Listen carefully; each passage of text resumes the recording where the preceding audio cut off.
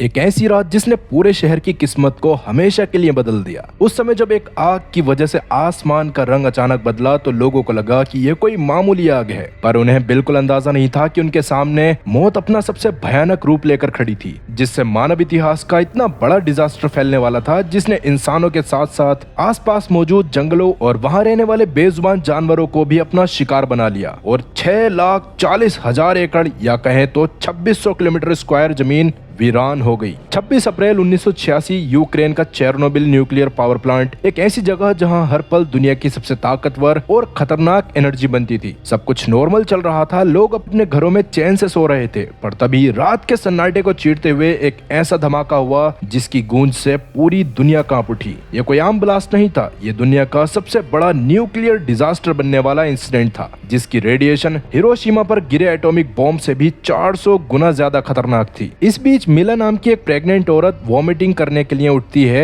लेकिन जब वो वापस अपने कमरे में जा रही थी तभी खिड़की के बाहर एक भयानक आवाज हुई। उनके अपार्टमेंट से थोड़ी दूर मौजूद न्यूक्लियर प्लांट में एक के बाद एक दो बड़े बड़े धमाके होते हैं, जिसके इम्पैक्ट इतने ज्यादा थे कि अपार्टमेंट की बिल्डिंग तक कांपने लगी थी। अभी न्यूक्लियर प्लांट से आग की ऊंची लपटें आसमान को छू रही होती हैं, जिसकी वजह से मिला का हस्बैंड वेसिली, जो एक फायर फाइटर था, उसे तुरंत कॉल करके ड्यूटी पर बुलाया जाता है। तब वेसिली बिना किसी डर के हंसते हुए अपनी वाइफ से कहता है कि मामूली आग है जिसे मैं अभी बुझा कर आता हूँ, लेकिन वो ये नहीं जानता था कि ये उनकी आखिरी नॉर्मल मुलाकात होने वाली थी। खैर, आगे जब वेसिली अपनी टीम के साथ प्लांट पहुंचता है तो वहां का नजारा देखकर सब दंग रह जाते हैं। पूरा रिएक्टर ब्लास्ट होकर खंडर बन चुका था और जमीन पर हर तरफ अजीब से काले पत्थर बिखरे पड़े थे। अब वैसे वो कोई मामूली पत्थर नहीं बल्कि रिएक्टर कोर का ग्रेफाइट था, जो दुनिया की सबसे घातक रेडिएशन उगल रहा था। पर इस बात से अनजान फायर फाइटर्स के पास कोई प्रोटेक्टिव गियर तक नहीं होता और वो आम कपड़ों में ही आग बुझाने आगे बढ़ते हैं, बिना ये जाने कि वो अपनी ही मौत के कुएं में कदम रख चुके हैं। तभी कुछ अजीब होने लगता है। आग की गर्मी से अलग एक ऐसी जलन उनके चेहरों पर होने लगती है जो उनकी चमड़ी को जला रही थी। तब एक फायर फाइटर क्यूरियोसिटी में आकर जमीन से उस ग्रेफाइट के टुकड़े को उठा लेता है, जिससे अगले ही पल जो होता है उसे देखकर सबके होश उड़ गए। उस फायर फाइटर के ग्लव अचानक एसिड की तरह पिघल गए थे और साथ ही उसकी हथेली पूरी तरह जलकर खून से लथपथ हो गई थी। अभी ये लोग कुछ समझ पाते तभी एक के बाद एक सारे फायर फाइटर्स को उल्टियां होने लगती हैं और वो जमीन पर गिरकर तड़पने लगते हैं। हालात बद से बदतर हो रहे थे, पर पीछे से और भी फायर फाइटर्स की गाड़ियां वहां पहुंच चुकी थी। हालांकि वो अभी इस बात को नहीं जानते थे कि ये तो बस छोटी सी शुरुआत है और असली तबाही तो अब शुरू होने वाली है। इधर कंट्रोल रूम के अंदर भी सारी वार्निंग लाइट्स चमक रही थी और अलार्म्स की आवाज कानों के पर्दे फाड़ रही थी। ये देखकर उस रात के डिप्टी चीफ इंजीनियर दायित्व को घंटा समझ नहीं आ रहा था कि ये सब चल क्या रहा है, इसलिए वो अपना दिमाग चलाकर इस सब का सारा ब्लेम अपने दो सबऑर्डिनेट्स पर डालता है। पर तभी एक इंजीनियर हांफता हुआ चिल्लाता है कि रिएक्टर कोर ब्लास्ट हो चुका है। ये सुनकर दायित्व को इस बात पर रत्ती भर भी यकीन नहीं होता और वो उल्टा उस इंजीनियर पर चीखने लगता है कि डर के मारे तेरा दिमाग खराब हो गया है, क्योंकि दुनिया की किसी भी बुक के मुताबिक रिएक्टर कोर का फटना थियोरेटिकली इम्पॉसिबल था और अगर ये सच था तो ये कोई छोटा मोटा एक्सीडेंट नहीं बल्कि पूरी दुनिया की मौत का फरमान था। लेकिन अभी भी जब वो इंजीनियर अपनी बात से नहीं हटता तो सच जानने के लिए दायित्व खुद बाहर निकलता है। अब जब उसे एहसास होता है कि ये सारी बातें सही हैं तो उसकी फटके 4 से 64 हो जाती है, क्योंकि बाहर हर तरफ ग्रेफाइट के काले टुकड़े बिखरे पड़े थे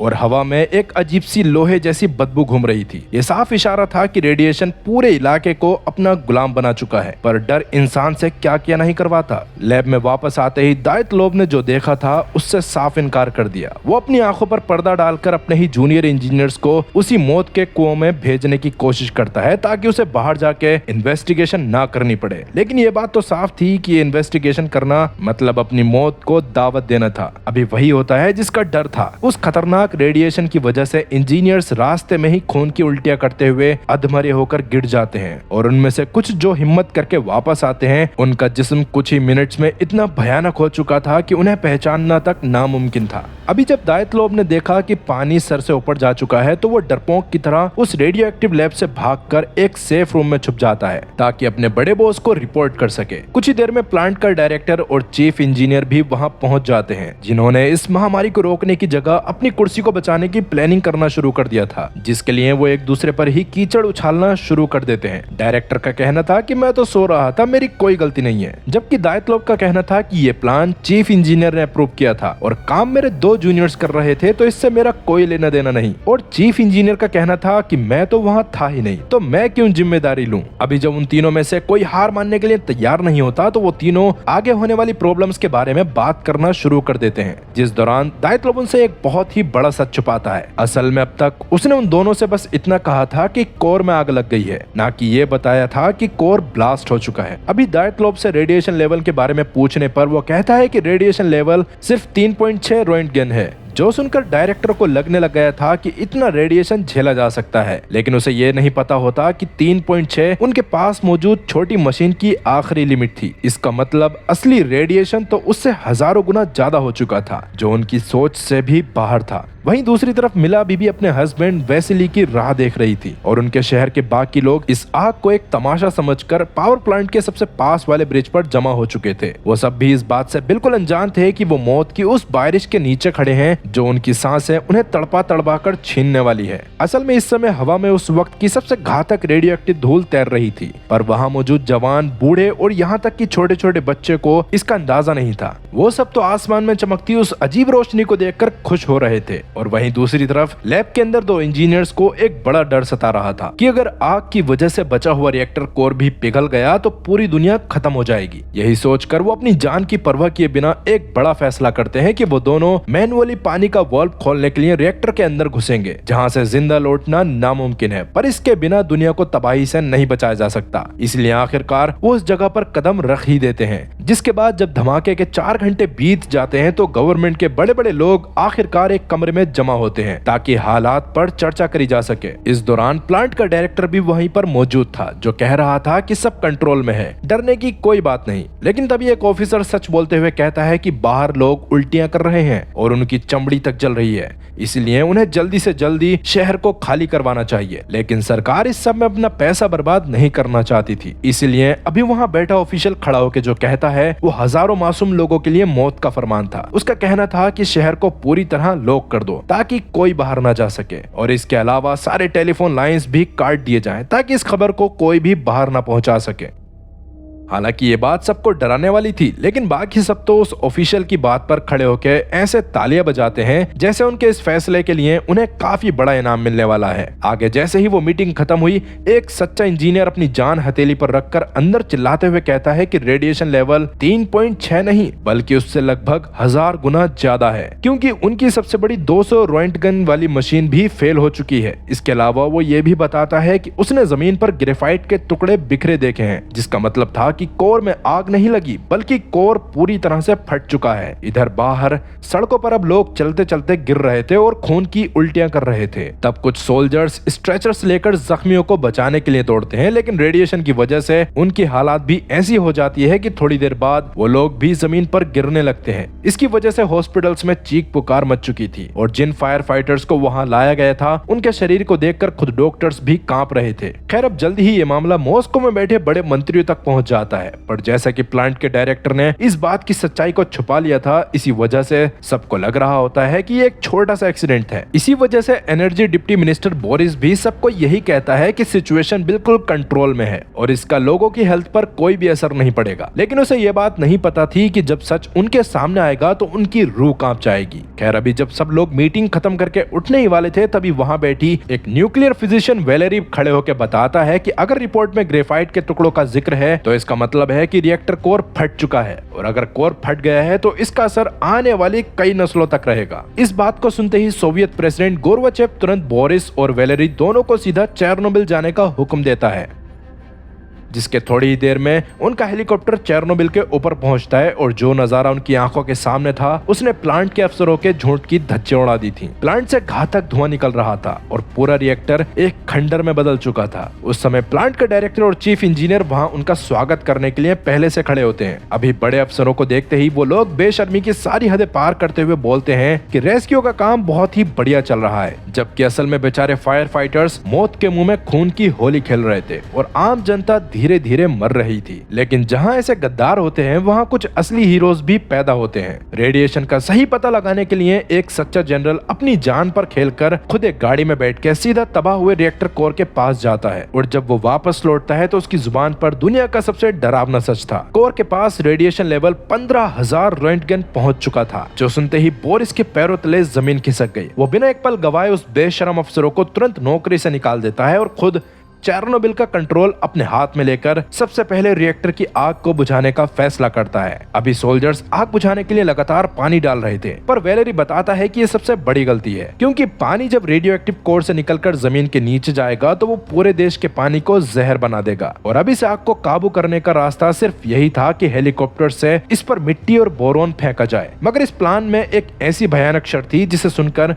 सबका खून जम जाता। उस प्लांट के ऊपर हवा में इतना रेडिएशन था कि वहां जाने वाला हेलीकॉप्टर और पायलट्स का जिंदा बचना नामुमकिन था, जिसका मतलब जो भी ये काम करेगा उसे अपनी जान देनी पड़ेगी। इसके बावजूद कुछ पायलट्स ऐसा करने के लिए मान जाते हैं, और अब होता भी वही है जिसका डर था। देखते ही देखते एक हेलीकॉप्टर रेडिएशन के घातक असर की वजह से हवा में ही बेकाबू होकर बर्बाद हो गया, क्योंकि वो धुएं के अंदर मौजूद स्टील केबल से टकरा गया था, जिससे हवा में ही उसके परखच्चे उड़ गए। पर दिल को छू लेने वाली बात ये थी कि इस भयानक नजारे को अपनी आंखों से देखने के बाद भी बाकी पायलट्स पीछे नहीं हटे और जैसे तैसे इस मिशन को पूरा कर ही दिया। उनकी ये कुर्बानी दुनिया कभी नहीं भूल सकती, क्योंकि वैसे तो आने वाले कुछ ही सालों में उन सारे पायलट्स की मौत हो गई थी, लेकिन उन्होंने उस नामुमकिन काम को कर दिखाया था जिससे आगे का भविष्य सुधारा जा सकता था। लेकिन कहानी यही खत्म नहीं होती, बल्कि अब इस तबाही का असर पड़ोसी देश बेलारूस तक पहुंच जाता है, जहां कुछ ऐसी अजीब और डरावनी चीजें डिटेक्ट होने लगी थीं जिन्होंने सबके होश उड़ा दिए थे।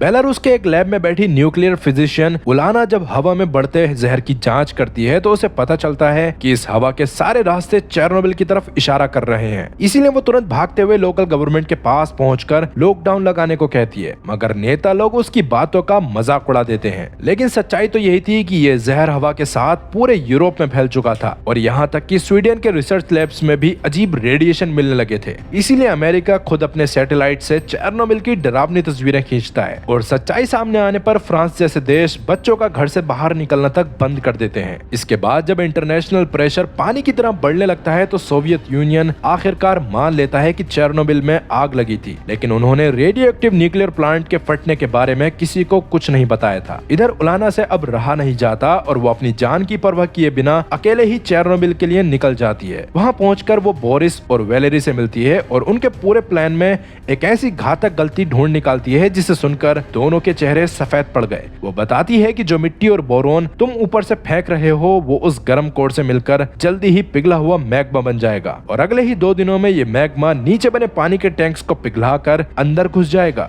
जिससे एक ऐसा भयानक स्टीम एक्सप्लोजन यानी भाप का धमाका होगा जो बचे हुए बाकी 3 न्यूक्लियर रिएक्टर्स को एक झटके में उड़ा देगा। अगर ऐसा हुआ तो पूरा यूरोप लाशों के ढेर में बदल जाएगा। ये खबर तुरंत क्रेमलिन यानी प्रेसिडेंट तक पहुंच जाती है, और इससे साफ हो चुका था कि अगर 72 घंटे में कुछ नहीं करा गया तो पूरा यूरोप खत्म हो जाएगा। अब इस सबको रोकने का एक ही रास्ता था कि 3 वर्कर्स उस रेडियो एक्टिव पानी के अंदर तैरकर मैनुअली वाल्व खोलकर सारा पानी बाहर निकाल दें। पर उस पानी में इतना रेडिएशन है कि अंदर जाने वाले की 1 हफ्ते के अंदर तड़पकर मौत हो जाएगी। क्या स्विमर्स को सच में इस मौत के मुंह में धकेलना चाहिए? इस बात का फैसला मुश्किल था, पर मौत सर पर खड़ी थी। इसीलिए वैलेरी सारे वर्कर्स को जमा करके लालच देता है कि जो भी अंदर जाएगा उसे हर साल 400 रूबल्स की पेंशन मिलेगी। लेकिन सारे वर्कर्स इतने बेवकूफ नहीं थे, वो जानते थे कि ये पैसे उनके कफन के लिए भी कम पड़ेंगे। तभी बोरिस उनके जज्बात को झकझोर कर कहता है कि ये तुम्हारे देश के लिए नहीं, पूरी इंसानियत को बचाने के लिए है, और अगर तुम लोग ये काम नहीं करते हो तो हो सकता है कि तुम्हारी आने वाली नस्ल इस दुनिया में जन्म ही न ले पाए और इंसानियत का अंत हमारी जनरेशन के साथ ही हो जाएगा। ये सुनकर सब एकदम शांत हो जाते हैं, पर इस बात ने कुछ लोगों में जुनून भर दिया था और अब वो अपनी आने वाली पीढ़ियों के लिए उस मौत के मुंह में जाने के लिए तैयार थे।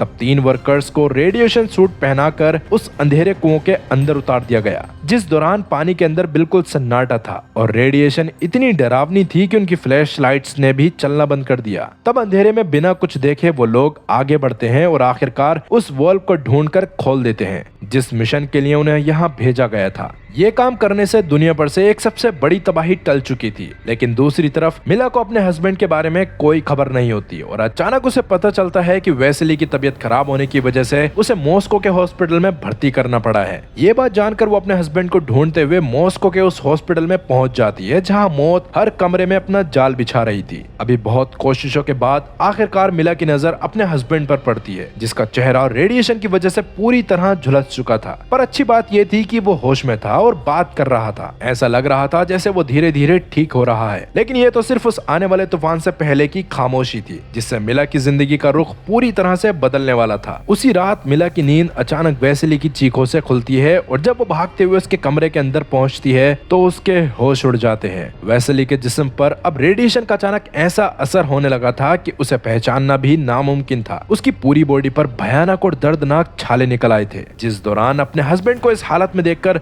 मिला का दिल अंदर से टूट गया। पर वो अपने आंसुओं को छुपाकर अगले दिन वेसेली से कहती है कि देखो, खिड़की के बाहर वही रेड स्क्वायर और क्रेमलिन महल है जहां तुम मुझे हमेशा लाना चाहते थे। इवन यहाँ से लेनिन मौसोलियम भी दिख रहा है। ये सुनकर वेसेली के चेहरे पर एक सुकून भरी मुस्कान आती है, क्योंकि उसने कभी अपनी वाइफ से वादा किया था कि वो उसे मॉस्को घुमाएगा और उसे लग रहा था कि मौत के करीब आके ही सही, पर उसने अपने वादे को पूरा कर दिया। मगर अफसोस, उस खिड़की के बाहर सिर्फ एक दीवार के सिवा कुछ नहीं था। मिला तो बस अपने मरते हुए हस्बैंड को उस आखिरी पल में अपना प्यार जता रही थी ताकि वो सुकून से आखिरी सांस ले सके।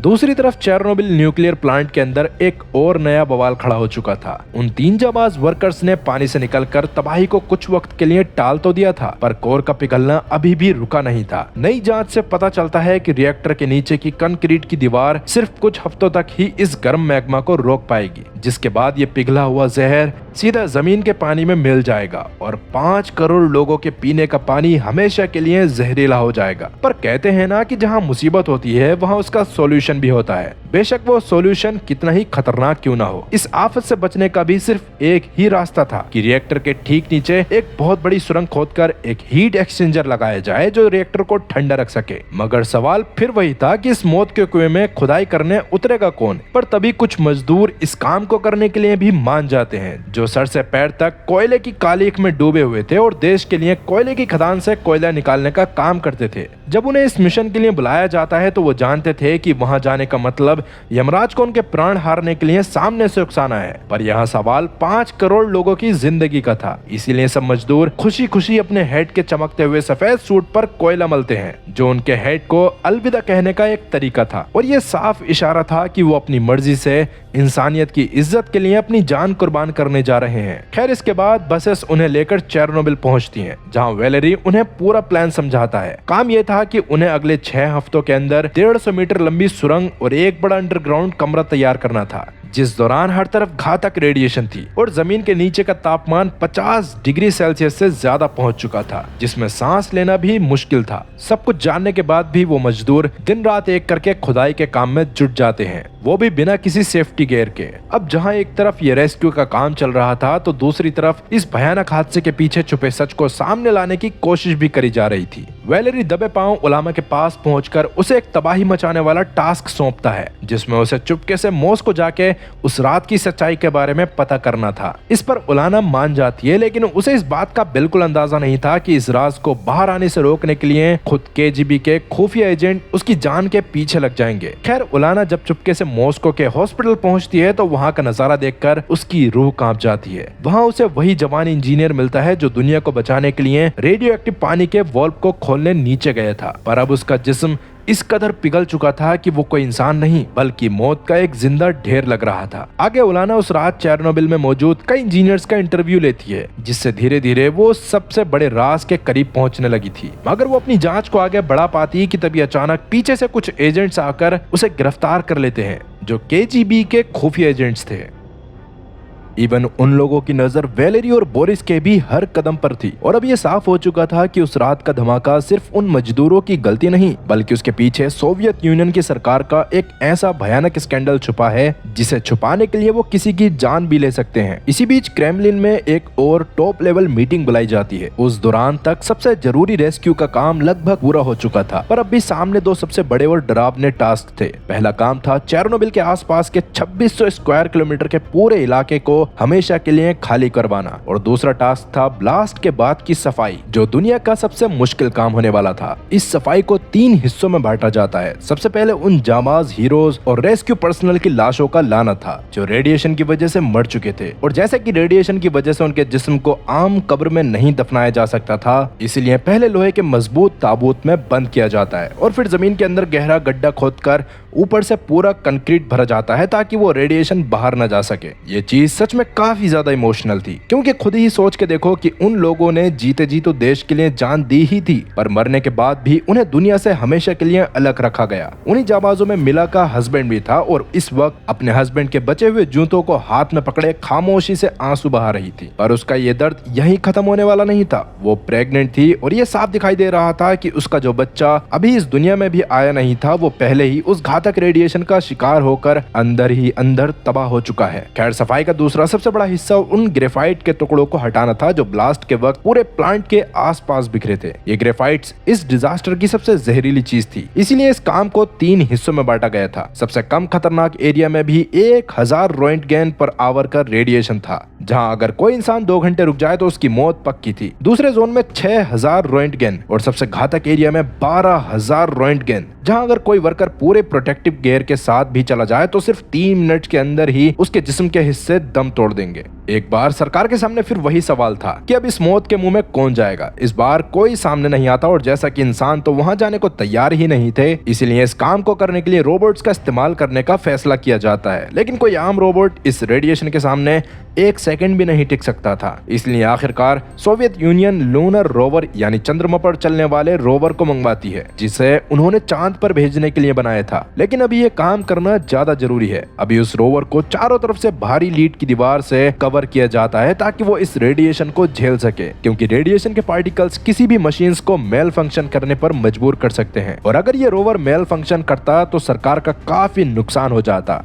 खैर, कुछ ही देर में आर्मी उस रोवर को रेडिएशन जोन में भेज देती है, जहां शुरुआती 2 एरियाज में रोवर ने आराम से सारे ग्रेफाइट को साफ कर दिया था। पर जब उस सबसे हाई रेडिएशन की बारी आती है तो वहां पहुंचते ही रोवर का दिमाग भी रेडिएशन की वजह से ब्लास्ट हो जाता है और वो कोई भी रिस्पॉन्स देना बंद कर देता है। अब एक तरफ जहां ये सफाई का बवाल चल रहा था तो दूसरी तरफ रेडिएशन जोन के लोगों को निकालना इससे भी बड़ी सरदर्दी बन चुकी थी, क्योंकि कई लोग अपना घर छोड़ने के लिए तैयार नहीं होते, क्योंकि उन्हें पता था कि सरकार उन्हें किसी और शहर में ले जाकर यूं ही पटक देगी और ना उनके पास खाने का राशन होगा और ना रहने के लिए घर। इसी वजह से पूरे हथियारबंद सोल्जर्स को वहां भेजा जाता है, जो गांव-गांव जाकर लोगों को जबरदस्ती उनके घरों से बाहर निकाल रहे थे। तभी एक पुराने घर में 82 साल की दुकारिया अपने घर को छोड़ने से मना कर देती है, जिस पर जब सोल्जर्स उस पर दबाव बनाते हैं तो वो दुकारिया पलट कर ऐसा जवाब देती है कि सबको अंदर तक झकझोर कर रख देता है। उसका कहना था कि जब वो सिर्फ 12 साल की थी तब उसने देश का बड़ा रिवॉल्यूशन देखा, सारिस्ट जमाने के सिपाही देखे, लेनिन के बोल्शेविक दौर के नेता देखे, उसके बाद स्टालिन के वक्त का वो भयानक यूक्रेन अकाल भी झेला जिसमें लोग दाने दाने को तरसे थे। फिर वर्ल्ड वॉर 1 भी आया, जर्मन्स के हमले हुए, जिस दौरान कई बार मौत उसके पास से होकर गुजरी। उसके परिवार वाले और ये समाज सब बदल गए, पर वो कभी अपनी इस मिट्टी को छोड़कर नहीं गई। तो अब वो इस ना दिखने वाले डर से कैसे घर छोड़ सकती है? ये सुनकर सोल्जर को बुरा तो लगता है, लेकिन अगले ही पल वो दुकारिया के साथ वो करता है जो किसी ने नहीं सोचा था। सोल्जर उस पर बंदूक तान देता है, लेकिन ये कोई पहली बार नहीं था जब बंदूक लिए कोई उसका घर छोड़ने को कह रहा हो। तब दुकारिया इस मौत को स्वीकार करती है, जिसके बाद गांव खाली होने का काम पूरा हुआ ही था कि तभी सोल्जर्स के सामने एक और बड़ी मुसीबत आके खड़ी हो जाती है। अब उन्हें रेडिएशन जोन्स में मौजूद उन बेजुबानों को भी मौत के घाट उतारना था जो इंसानों की गलती की वजह से रेडिएशन की चपेट में आ गए थे। सोल्जर्स को सीधा हुक्म था कि पूरे जोन में जंगली या पालतू कोई भी जानवर जिंदा नहीं बचना चाहिए। इसके लिए आर्मी में लोगों की कमी की वजह से पावेल नाम का एक नए लड़के को भी भेजा जाता है, जिसने जिंदगी में कभी बंदूक तक नहीं चलाई थी। वो अपने बाकी 2 साथियों के साथ आके एक पुराने शिकारी से मिलता है, जो बताता है कि अगर धोखे से भी तुम्हारी गोली जानवर के सर के अलावा कहीं और लगे तो तुरंत दूसरी गोली सर पर मार देना, ताकि जानवरों को ज्यादा देर तक तकलीफ न सहनी पड़े। इतना बोलकर शिकारी एक सीटी बजाता है, जिसे सुनते ही लोगों के पालतू कुत्ते अपनी पूंछ हिलाते हुए उसके पास दौड़े चले आते हैं। लेकिन उन मासूमों को इस बात का अंदाजा नहीं था कि इस बार ये सीटी खाना देने के लिए नहीं बल्कि उनकी मौत की सीटी है। इस दौरान पवेल जिंदगी में पहली बार किसी की जान लेने जा रहा था। वो बाहर से तो शांत दिखने की कोशिश करता है, पर अंदर से उसका पूरा जिस्म कांप रहा था, जिसके बाद वो कांपते हाथों से ट्रिगर दबा देता है, लेकिन गोली एक कुत्ते के पैर पर लगती है। इसे वो कुत्ता दर्द के मारे जमीन पर तड़पने लगा और अब पावेल की हिम्मत नहीं थी कि वो दूसरी गोली चलाकर उसे खत्म करे। किस्मत से तभी वहाँ शिकारी आके उस मासूम के दर्द को हमेशा के लिए खत्म कर देता है। जिसके बाद लंच ब्रेक के वक्त भी पावेल बिल्कुल खोया हुआ था। तब शिकारी उसे समझाता है कि पहली बार जान लेने का अफसोस, उसे पता है कि क्या होता है, लेकिन उस तबाही को रोकने के लिए ये करना उनकी मजबूरी है। अब वैसे इस तबाही ने लगभग 1 लाख लोगों की जिंदगी और ना जाने कितने बेजुबान जानवरों की जान ले ली थी और हर एक मौत एक गहरा जख्म दे रही थी। खैर इसके अगले दिन तक पावेल खुद को मानसिक रूप से तैयार कर लेता है और अब वो गोली भी चला पा रहा था। मगर जब वो एक सुनसान घर के अंदर कदम रखता है तो सामने का नजारा देखकर उसके पैरों तले जमीन खिसक गई। इस बार सामने जानवर नहीं बल्कि एक माँ थी, अपने छोटे छोटे बच्चों के साथ बैठी पावेल को देखकर अपनी पूंछ हिला रही थी। ये देखकर पावेल का दिमाग सुन्न हो गया, पर तभी वहाँ वो शिकारी आके पावेल को बाहर जाने को कहता है, क्योंकि वो समझ गया था कि पावेल इस काम को नहीं कर पाएगा। अब पावेल के घर से बाहर जाते ही उस घर के अंदर से गोली चलने की आवाज आती है, जिससे पावेल और ज्यादा टूट जाता है। आगे सारे मारे गए जानवरों को एक बड़े से गड्ढे में डालकर ऊपर से कंक्रीट भर दिया गया, ताकि उनका रेडिएशन हमेशा के लिए जमीन के अंदर दफन हो जाए। इसी बीच प्लांट के आसपास के एरिया को भी साफ करने का काम चल रहा था। पहले 2 एरिया तो लगभग साफ हो चुके थे, पर अब तीसरे एरिया को साफ करने के लिए सोवियत यूनियन ने अपने सबसे बड़े दुश्मन जर्मनी से एक खास रूप से डिजाइन किया हुआ रोबोट मंगाया, जिस दौरान कंट्रोल रूम में बैठे सारे अफसरों की सांसें थमी हुई थी। सबको उम्मीद थी कि ये जर्मन रोबोट कोई चमत्कार करेगा, मगर अफसोस जैसे ही उस रोबोट का स्विच ऑन किया जाता है वो 2 कदम आगे बढ़कर ही टाए टाए फुस हो गया। रेडिएशन की भयानक पावर ने उसके अंदर के सारे सर्किट्स को एक झटके में पिघला दिया था और ये सब भी सरकार की गलती थी, क्योंकि उन्होंने अपनी थू-थू होने से बचाने के लिए जर्मनी को भी असली रेडिएशन लेवल के बारे में नहीं बताया था। ये बात बोरिस को पता चलने पर वो आग बबूला हो गया, क्योंकि यहाँ लोग अपनी जान पर जान दे रहे थे और सरकार को अपनी इज्जत की पड़ी थी। खैर अब जैसा कि सारे रास्ते बंद हो चुके थे, इसलिए किसी को कुछ समझ नहीं आ रहा था कि अब उन्हें क्या करना चाहिए। पर तभी वैलेरी ने एक ऐसा फैसला लिया जिसे सुनकर वहाँ खड़े हर एक शख्स के होश उड़ गए। दुनिया को बचाने के लिए अब उन्हें बस इंसानों की ही जरूरत थी और इस बार बलि का बकरा सैनिकों को बनाया जाने वाला था। उन्हें ट्रक्स में भरकर सीधा उस डेथ जोन में लाया जाता है, जिस दौरान उनके जिस्मों को लीड की भारी और मोटी शीट से पूरी तरह कवर कर रही थी, ताकि वो रेडिएशन से कुछ सेकंड्स के लिए बच सके। तब कमांडिंग जनरल उन्हें फाइनल इंस्ट्रक्शंस देता है कि हर एक लड़के के पास सिर्फ और सिर्फ 90 सेकंड्स हैं। जैसे ही घंटी बजेगी, चाहे जो हो जाए, वहां से तुरंत भागकर वापस आना है। और ये सब इसी वजह से करा जा रहा था क्योंकि इससे ज्यादा किसी के भी वहां रहने पर उनकी जान को डायरेक्ट खतरा हो सकता था। किस्मत से ये तरीका काम कर जाता है और इस तरह जहां दुनिया की सबसे एडवांस मशीन और लूनर रोबोट्स ने घुटने टेक दिए थे, वहां जाबाज सोल्जर्स उस नामुमकिन काम को मुमकिन कर देते हैं।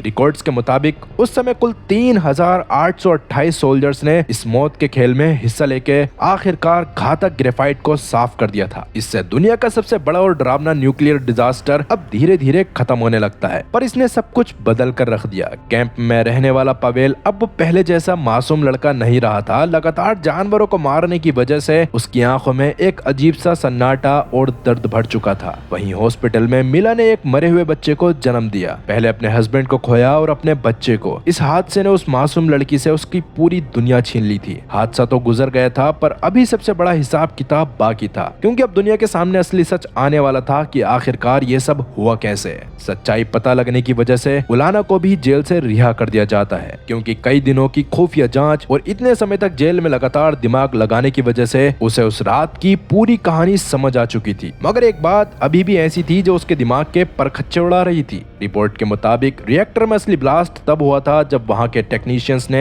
इमरजेंसी शटडाउन बटन यानी AZ5 बटन दबाया था। लेकिन ये कितनी अजीब बात है कि कोई इमरजेंसी शटडाउन बटन दबाए और मशीन बंद ही ना हो। और उसी वजह से अगर ऐसा सच में हुआ था तो रिएक्टर को कुछ भी होने से पहले ही बंद हो जाना चाहिए था। लेकिन फिर ऐसा क्या हुआ कि उस बटन को दबाते ही पूरा रिएक्टर बॉम्ब की तरह फट गया। इस पहेली को सुलझाने के लिए उलाना चुपके से एक पुरानी लाइब्रेरी में जाती है और वहाँ उस समय की फाइल्स को ढूंढती है, पर जब वो फाइल खोलती है तो उसके पैरों तले जमीन खिसक गई। इमरजेंसी बटन के बारे में लिखे वो 2 सबसे जरूरी पन्ने डायरी से गायब थे और साफ पता चल रहा था कि उन्हें जानबूझकर फाड़ा गया है। इसीलिए अभी उलाना तुरंत बचे हुए पेपर्स को लेकर वैलेरी के पास भागती है। तब पेपर्स को देखते ही वैलेरी के भी होश उड़ जाते हैं, क्योंकि ये उसके ही एक कलीग ने लिखे थे और इसका मतलब साफ था कि उन फाड़े गए पन्नों में न्यूक्लियर प्लांट का एक ऐसा भयानक डिफेक्ट छुपा था जिसे छुपाने के लिए पूरी सरकार ने लाखों लोगों की बलि चढ़ा दी थी। मगर अब सवाल ये था कि क्या वैलेरी कोर्ट में इस डरावने सच को पूरी दुनिया के सामने ला पाएगा या फिर केजीबी उसे हमेशा के लिए खामोश कर देगी। खैर अभी वैलेरी के दिमाग में अचानक एक बिजली चमकती है और उसे पूरे मामले की सबसे घातक जड़ समझ में आ जाती है। असल में इमरजेंसी शटडाउन बटन का काम होता था सारी कूलिंग रोड्स को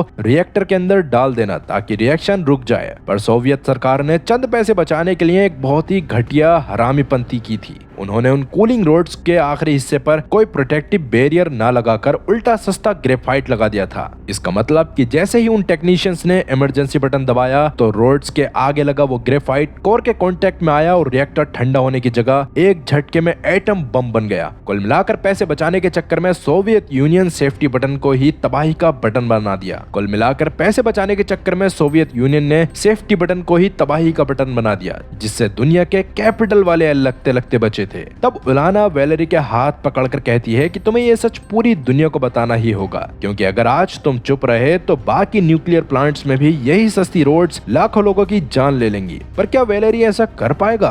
कहानी में सबसे बड़ा धर्म संकट अब शुरू होने वाला था। एक साइंटिस्ट के लिए सच बताना आसान था, पर सोवियत यूनियन जैसी खूंखार सरकार को पूरी दुनिया के सामने जलील करना सीधा मौत को दावत देना था। तब वही होता है जिसका वैलेरी को डर था। कुछ ही देर में केजीबी और सरकार के बड़े नेता वैलेरी पर दबाव बनाना शुरू कर देते हैं और उसे खुलेआम धमकी दी जाती है कि अगर उसने कोर्ट में मुंह खोला तो उसका वो हाल होगा कि उसके मौत मांगने पर भी मौत नहीं मिलेगी। इसके बाद जल्द ही supreme court of Soviet Union में ये ट्रायल शुरू होता है। कटघरे में प्लांट का डायरेक्टर, चीफ इंजीनियर और डिप्टी चीफ इंजीनियर दायतलोव खड़े थे, जबकि बोरिस, वैलेरी और उलाना उनके खिलाफ सबसे बड़ा गवाह थे। सबसे पहले बोरिस कोर्ट में एक ऐसा बम फोड़ता है जिसने सबके होश उड़ा दिए। बोरिस ने बताया कि जिस रिएक्टर में ब्लास्ट हुआ वो पूरी तरह बनकर तैयार भी नहीं हुआ था और प्लांट के डायरेक्टर ने सिर्फ अपना प्रमोशन लेने के लिए फेक डॉक्यूमेंट्स बनाकर रिएक्टर को चलाना शुरू कर दिया था। यहाँ तक कि एक जरूरी टेस्ट में ये रिएक्टर 3 बार फेल हो चुका था, पर अपनी गलती सुधारने के बजाय अफसरों ने चौथी बार जबरदस्ती टेस्ट किया और इसी गलती ने चेरनोबिल को नरक बनाकर रख दिया। अब बोरिस के बाद कटघरे में उलाना आके इस तबाही की सबसे डरावनी क्रोनोलॉजी सामने रखती है, जो ये थी कि ये घातक टेस्ट असल में दिन में होने वाला था, पर लोकल पावर ग्रिड ने इलेक्ट्रिसिटी की सप्लाई कम होने की वजह से टेस्ट रात में करने को कहा,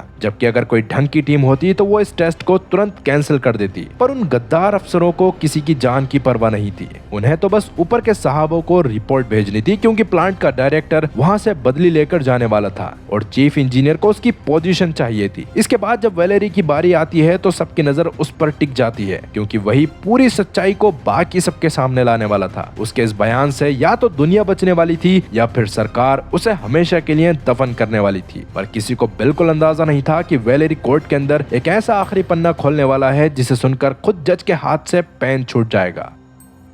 असल में सबसे बड़ी लापरवाही की बात यह थी कि इस डरावने टेस्ट को जिन वर्कर्स के भरोसे छोड़ा गया था, उनको ऐसे खतरनाक टेस्ट का कोई एक्सपीरियंस ही नहीं होता। वो तो इंस्ट्रक्शंस को देखकर ही चकरा गए थे और जल्दी में उन्होंने कुछ भी कर दिया। इसके बाद वैलेरी ने इस सब का इल्जाम दायतलोव पर लगाया, क्योंकि वही उस दिन चीफ इंजीनियर था। उसने ही बाद में सबसे सच्चाई भी छुपाई थी, जिससे काफी समय तक इस बारे में तो किसी को पता ही नहीं चला। अब वैलेरी वो बात समझाता है जिसका सबको इंतजार था। असल में एक न्यूक्लियर रिएक्टर के अंदर हीटिंग और कूलिंग डिवाइसेस का एक बैलेंस होता है, बिल्कुल एक साइकिल के दोनों पहियों की तरह, जो बैलेंस पावर जनरेट करता है। पर दायतलोव के एक बाद एक गलत ऑर्डर्स की वजह से ये बैलेंस पूरी तरह टूट गया और रिएक्टर की पावर अचानक से बिल्कुल गिर गई। इस मोड़ पर वहां खड़े समझदार इंजीनियर्स ने सही फैसला लिया कि रिएक्टर को तुरंत बंद कर दो और अगले 24 घंटे तक हाथ मत लगाओ। ये दुनिया को बचाने का आखिरी मौका था, पर दायतलोव पर तो प्रमोशन का भूत सवार था। उसने रूल्स की धज्जियां उड़ाते हुए जबरदस्ती रिएक्टर को फिर से गर्म करने का हुक्म दे दिया, जिस पर जब सबऑर्डिनेट्स ने मना किया तो उसने उन्हें धमकी दी कि अगर मेरी बात नहीं मानी तो इस देश में तुम्हें कभी कोई नौकरी नहीं मिलेगी। दायतलोव की इसी एक गंदी जिद ने सबको एक ऐसे रास्ते पर धकेल दिया जहां से वापसी नामुमकिन थी। खैर, रिएक्टर को दोबारा गर्म करने के लिए टेक्नीशियंस ने लगभग सारी कंट्रोल रोड्स को बाहर निकाल फेंका था, जिस जिस दौरान कंप्यूटर चीख चीख कर वार्निंग दे रहे थे। पर दायतलोव को तो अभी अपना प्रमोशन चाहिए था, इसलिए उसने सबसे रुकने को मना करा, जिसकी वजह से ही रिएक्टर के अंदर रिएक्शन को रोकने के लिए एक भी कंट्रोल नोड नहीं बची और उसी के चलते रिएक्टर की पावर कुछ ही सेकंड्स में आसमान फाड़ते हुए डेंजर जोन के पार निकल गई। लेकिन जब पानी सर से ऊपर निकल गया तो उनके पास इमरजेंसी शटडाउन बटन आखिरी रास्ता बचा था,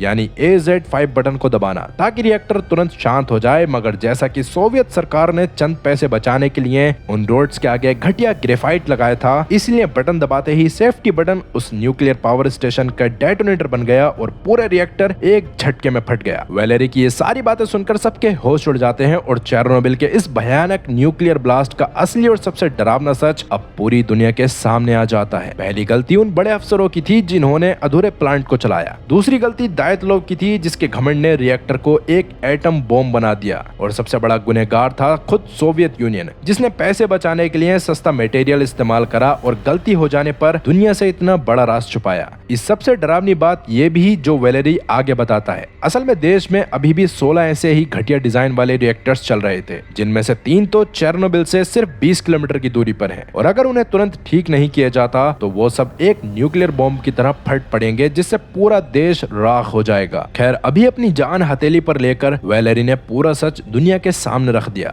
पर एक खूंखार सरकार से आप क्या उम्मीद कर सकते हैं? कोर्ट से निकलते ही वैलेरी को तुरंत अरेस्ट कर लिया जाता है और वो साइंटिस्ट जिसने दिन रात एक करके चेर्नोबिल की आग को बुझाया और करोड़ों मासूमों की जान बचाई, सरकार उसे मौत की सजा से भी बदतर नरक की जिंदगी में धकेल देती है। उसे एक सुनसान अंधेरे कमरे में हमेशा के लिए बंद कर दिया जाता है, जहां कोई उसकी आवाज भी नहीं सुन सकता था। इवन उसके करे गए सारे कामों का क्रेडिट भी उन्हीं नेताओं और अफसरों को दे दिया जाता है जिनकी वजह से ये कांड हुआ था। पर वैलेरी की ये कुर्बानी भी जाया नहीं जाती। उसके इस बयान ने दुनिया को जगा दिया था और सब अच्छे मटेरियल्स का इस्तेमाल करने लग गए थे। चेर्नोबिल का यह हादसा हमें सिखाता है कि नेताओं और अफसरों के झूठ की कीमत हमेशा आम जनता को अपनी जान देकर चुकानी पड़ती है। बाकी आपको क्या लगता है, इस पूरे चेर्नोबिल डिजास्टर का सबसे बड़ा गुनहगार कौन था? अपने प्रमोशन के लिए जिद करने वाला दायतलोव या चंद पैसे बचाने के लिए लोगों की जिंदगी से खेलने वाली सोवियत सरकार? अपनी राय कमेंट में जरूर बताना। खैर, आगे वैलेरी के कई ट्रायल्स के बाद उसको चुपके से एक अनजान अंधेरे कमरे में धकेल दिया जाता है, जिससे पहले बोरिस और ओलाना दूर से रोते हुए अपने उस जांबाज साथी को आखिरी बार देखते हैं। उस दौरान वो भी जानते थे कि अब जिंदगी में उनकी मुलाकात कभी नहीं होने वाली। इवन सरकार अब तक इतनी ज्यादा बेशरम हो गई थी कि बचे 16 न्यूक्लियर रिएक्टर्स की घटिया कूलिंग रोड्स को ठीक तक नहीं किया था, जिसके बारे में पता चलने पर वैलेरी सारी चीजों के ठीक 2 साल बाद अपनी जान दे देता है। उसने मरने से पहले सारे झूठों का सच एक टेप में रिकॉर्ड किया था ताकि दुनिया हमेशा सच जानती रहे। अब वैसे इस सब में कई लोगों की जान गई। इन जाबाज कोल माइनर्स ने दिन रात एक करके जमीन के नीचे सुरंग खोदी थी। उन्होंने अपना काम वक्त से पहले पूरा तो कर दिया, पर उनमें से 100 से ज्यादा मजदूर अपनी उम्र के 40 साल भी पूरे नहीं देख पाए और उनकी मौत हो गई। इसके अलावा वो मासूम लोग जो उस रात उस ब्रिज पर खड़े होकर चमकती आग का तमाशा देख रहे थे, रेडिएशन ने उन सबको अंदर से पिघलाकर मार डाला। इसीलिए आज उस जगह को द ब्रिज ऑफ डेथ यानी मौत का पुल कहा जाता है। इस सबसे अफसोस की बात यह थी कि जहां करोड़ों मासूमों और सच्चे साइंटिस्ट ने दुनिया को बचाने के लिए अपनी जान दे दी, वहीं इस तबाही के असली गुनहगार आराम से अपनी जिंदगी जीते रहे। प्लांट के डायरेक्टर, चीफ इंजीनियर और डिप्टी चीफ इंजीनियर दायतलोव को कोर्ट ने सिर्फ 10-10 साल की मामूली सजा सुनाई और सजा काटने के बाद चीफ इंजीनियर दोबारा एक न्यूक्लियर प्लांट में नौकरी करने लग गया था। इसके बाद वो 1995 तक जिंदा रहा और 65 साल की उम्र में आराम से मरा। पर जहां ये सब बुरी चीजें थी तो कुछ अच्छा भी था। जिन 3 वर्कर्स ने पीने के पानी को बचाने के लिए मैनुअली वाल्व खोला था, रेडिएशन से उन्हें कोई फर्क नहीं पड़ा और उनमें से 2 वर्कर्स आज भी जिंदा हैं। अब चेर्नोबिल का नाम जब भी आता है, दुनिया के सामने कुछ डरावने नंबर्स रख दिए जाते हैं। हजारों लोग मर गए, लाखों को कैंसर हो गया और करोड़ों की जिंदगी बर्बाद हो गई। पर यह कहानी सिर्फ नंबर्स की नहीं है, ये कहानी है उन नेताओं की और उन जांबाज हीरोज की जिन्होंने दुनिया को एक पूरे एटम बॉम्ब के ढेर में बदलने से बचा लिया। ये बड़े बड़े नंबर्स और स्टैटिस्टिक्स हमें सिर्फ कुछ पल के लिए शॉक करते हैं, पर जब हम उन हादसों के बीच से निकलकर आने वाली एक एक इंसानी कहानी और उनके दर्दो गम की गहराई में उतरते हैं, तब जाकर हमें उस असली दर्द का एहसास होता है जो उन लोगों ने अपनी चमड़ी और रूह पर झेला था। चेर्नोबिल एक ऐसा खौफनाक मजाक था जहाँ हर एक सेकंड जिस्म पिघल रहे थे, जहाँ हर पल दिलों के टुकड़े हो रहे थे और जहां लोग अपने सबसे प्यारे लोगों को आखिरी बार देखकर हमेशा के लिए अलविदा कह रहे थे। चेरनोबिल की असली चीखें उन बड़े सरकारी दफ्तरों से नहीं बल्कि उन आम और सीधे साधे लोगों के दिलों से निकल रही थी जिन्होंने सब कुछ खो दिया था। खैर, इस पूरी तबाही के बाद सबसे सुकून देने वाला नजारा वो था जब उस जोन में जिंदगी धीरे धीरे अपनी पुरानी रफ्तार में लौट रही थी। वहाँ एक अम्यूजमेंट पार्क में माएं अपने बच्चों को मुस्कुराते हुए झूला झुला रही थी। शहर के फाउंटेन स्क्वायर पर नए नए पिता अपने बच्चों को कंधे पर बिठाए हंस रहे थे। एक वाइफ बड़े ही प्यार से अपने हस्बैंड के बालों में उंगलियां घुमाकर पुराने दिनों को याद कर रही थी और स्विमिंग पूल में लोग गोते लगा रहे थे। इवन अब तक मिला ने भी एक बड़े से मॉल में अपनी एक छोटी सी शॉप खोल ली थी, जो वैसे तो आज बिल्कुल अकेली थी, पर जब भी वो अपने दोस्तों से मिलती तो उसके चेहरे पर हंसी होती। चेरनोबिल के उस मौत के कुएं से जिंदा बचकर निकलने वाले लोगों ने आखिरकार अपनी जिंदगी में वापस लौटकर खुश रहने का फैसला किया था। भले ही उस खौफनाक रेडिएशन ने उनसे उनके सबसे प्यारे लोगों को हमेशा के लिए छीन लिया था, पर उन आम लोगों ने अपनी जिंदगी जीने का जज्बा कभी नहीं खोया था। लेकिन दोस्तों, इंसानियत पर मंडराता मौत का खतरा यहाँ खत्म नहीं हुआ था। क्या हो अगर मैं आपसे कहूँ कि रेडिएशन से भी डरावना एक ऐसा अनजान और ना दिखने वाला दुश्मन हमारी ही धरती पर मौजूद है, जो ठीक उसी तरह इंसान के जिस्म को अंदर से पिघलाना शुरू कर देता है। जरा सोच के देखो एक ऐसे जानलेवा वायरस के बारे में जिसने सन 1980 के कोंगो के घने जंगलों के पास ऐसी तबाही की शुरुआत की जिसका इंसान ने कभी सपने में भी अंदाजा नहीं लगाया था। एक ऐसी खौफनाक बीमारी जहां मरीज के जिस्म से पसीना नहीं बल्कि मौत टपकती है और हालात इतने भयानक हो जाते हैं कि स्किन किसी पुराने कपड़े की तरह लटकने लगती है। ये एक ऐसी नई चलती फिरती मौत की शुरुआत थी जिसे अगर वक्त रहते जल्दी काबू नहीं करा गया तो इंसानियत के लिए बहुत देर हो जाएगी। तो क्या इंसान इस ना दिखने वाली तबाही से खुद को बचा पाएगा? इस मौत के नए खेल का पूरा सच जानने के लिए स्क्रीन पर दिख रही राइट साइड वाली वीडियो पर जरूर क्लिक करें। इस वीडियो को देखने पर आपको एक ऐसी बीमारी के बारे में पता चलेगा जिसके बारे में शायद आपने पहले कभी नहीं सुना होगा। तो देर किस बात की, जल्दी ही क्लिक करो इस वीडियो पर। मिलते हैं अगली वीडियो में, तब तक के लिए गुड बाय।